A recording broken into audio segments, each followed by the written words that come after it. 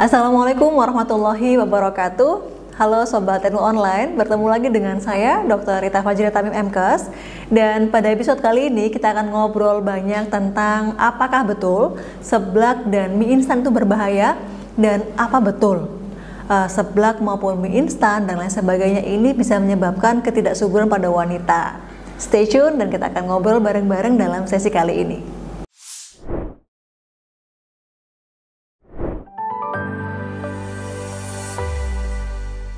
Ternyata Sobat NU Online, secara medis memang betul bahwa seblak mie instan bisa menyebabkan sebuah penyakit yang dinamakan dengan PCOS ya. Mungkin pernah dengar nih sebelumnya nih, yaitu Polycystic Ovarian Syndrome atau sindrom ovarian polikistik begitu ya.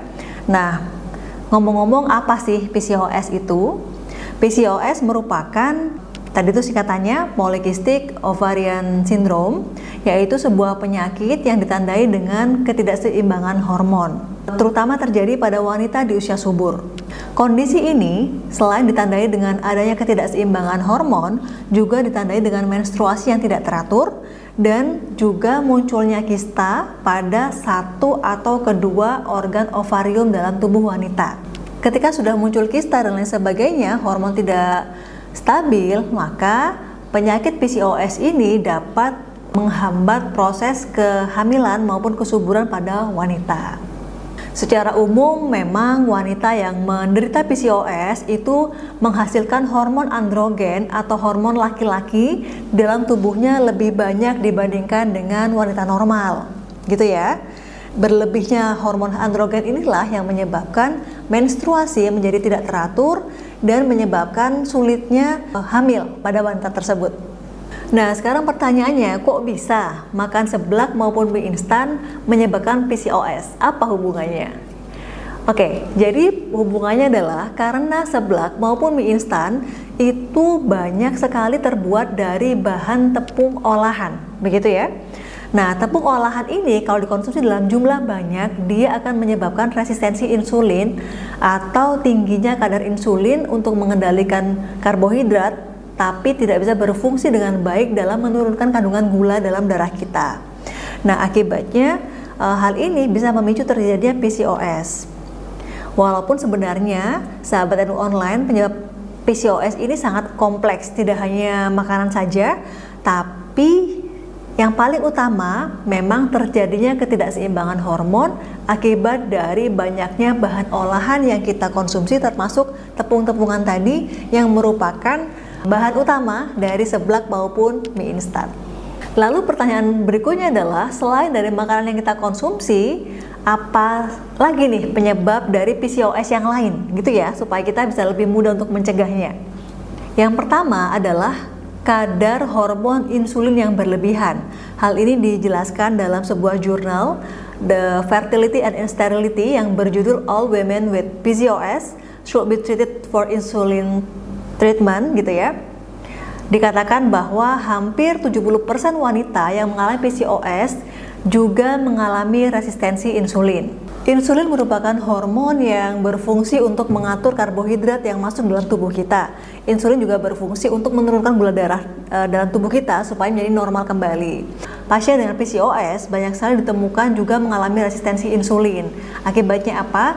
Kadar insulin dalam dirinya itu menumpuk tinggi dan menyebabkan kadar androgennya menjadi lebih tinggi. Kalau sahabat NU Online juga mengalami obesitas atau kegemukan, maka kondisi ini juga akan memperparah PCOS yang terjadi.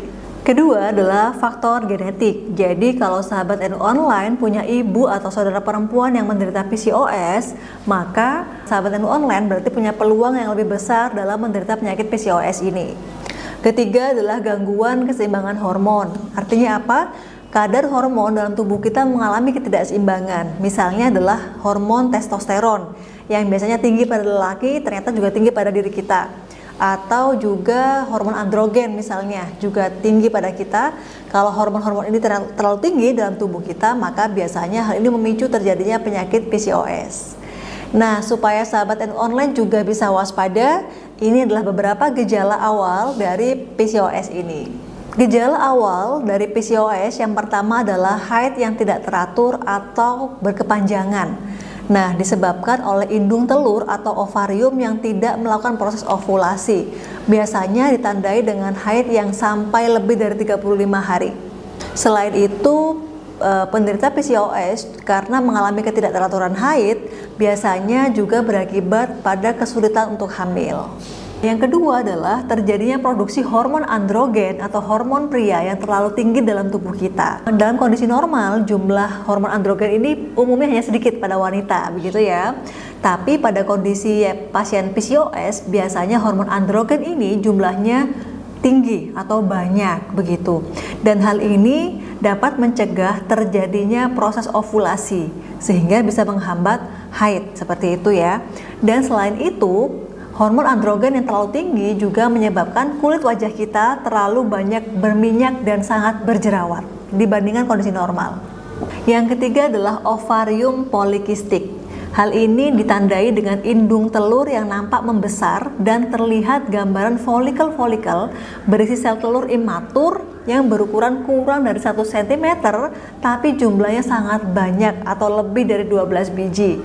Nah, kondisi polikistik ini tidak normal dibandingkan dengan kondisi telur yang dalam kondisi sehat. Dan kelima adalah warna kulit gitu ya, warna kulit kita yang cenderung lebih gelap di area ketiak, kemudian di bawah payudara, di selangkangan, dan di tengkuk leher. Jadi teman-teman juga waspada kalau misalnya pada daerah-daerah tadi yang sudah saya sebutkan kondisinya lebih hitam dibandingkan dengan biasanya. Nah, itu tadi kan beberapa gejala yang kita bisa amati ya untuk gejala awal banget PCOS sehingga kita bisa cegah dari awal. Selanjutnya adalah bagaimana sih cara mencegah terjadinya PCOS begitu. Untuk pencegahan PCOS ini ada beberapa hal yang bisa kita lakukan. Yang pertama adalah dengan menjaga berat badan ideal, begitu ya. Karena obesitas atau kegemukan gitu ya, berat badan yang berlebihan bisa memicu terjadinya PCOS. Nah, lantas bagaimana sih cara untuk menjaga berat badan kita supaya ideal?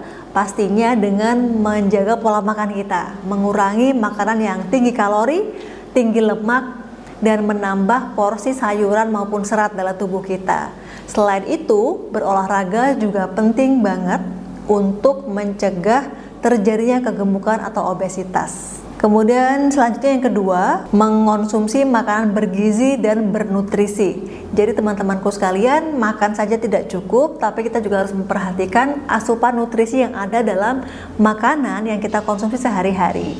Kita harus membatasi makanan manis, begitu ya, karbohidrat olahan seperti yang tadi saya sebutkan, seblak maupun mie instan, serta makanan penutup gitu ya, kue-kue dengan kadar gula yang sangat tinggi. Yang ketiga, berolahraga pastinya, karena berolahraga ini penting sekali dilakukan secara teratur meskipun hanya sebentar, misalnya hanya 10-15 menit per hari, tapi penting untuk dilakukan secara teratur. Nah, olahraga ini berfungsi untuk meningkatkan dan memperbaiki metabolisme tubuh kita, terutama seiring dengan bertambahnya usia. Mungkin ketika usia 20 tahunan tanpa olahraga pun kita bisa mempertahankan berat badan ideal, tapi begitu masuk usia 30 tahun, metabolisme tubuh kita mulai berubah. Untuk mempertahankan metabolisme tubuh yang baik, kita perlu olahraga secara teratur. Olahraga ini juga bisa mengendalikan kadar gula darah, kemudian kolesterol, hormon insulin dalam tubuh, serta juga penting untuk kesehatan jantung maupun untuk memperbaiki suasana hati kita. Yang keempat, dengan cara menjaga pola tidur yang baik. Pola tidur yang baik penting dilakukan dengan cara menghindari begadang. Kemudian kita juga perlu untuk menjaga pola tidur yang teratur setiap harinya sebanyak 7-9 jam per hari. Kemudian kita juga perlu menghindari makan malam sebelum tidur, terutama makan-makan yang berlemak. Yang terakhir yaitu cara mencegahnya dengan melakukan pemeriksaan secara rutin di dokter kandungan maupun puskesmas dan lain sebagainya. Oke Sobat Tenu Online, kita sekarang sudah paham tentang apa itu penyakit PCOS atau Polycystic Ovarian Syndrome. Kita juga sudah tahu nih apa gejalanya, kemudian penyebabnya apa, dan bagaimana cara mencegahnya. Dari video saya tadi, saya bisa simpulkan ya bahwa ada beberapa poin penting supaya kita bisa terhindar dari penyakit PCOS ini. Yang pertama adalah perubahan gaya hidup maupun pola makan. Kita perlu menjaga pola makan kita, asupan kita, menghindari makanan yang tinggi kalori, tinggi lemak, dan mencari makanan yang lebih kaya serat, begitu ya, dan rendah gula. Kemudian juga diimbangi dengan olahraga yang teratur serta pola tidur yang cukup. Kemudian setelah kita melakukan pencegahan, kalau misalnya tetap mengalami PCOS, maka sahabat NU Online disarankan untuk segera berobat, bertemu dengan dokter untuk penanganan selanjutnya. Terima kasih dari saya, salam sehat selalu untuk sahabat NU Online dimanapun berada. Terima kasih, wassalamualaikum warahmatullahi wabarakatuh.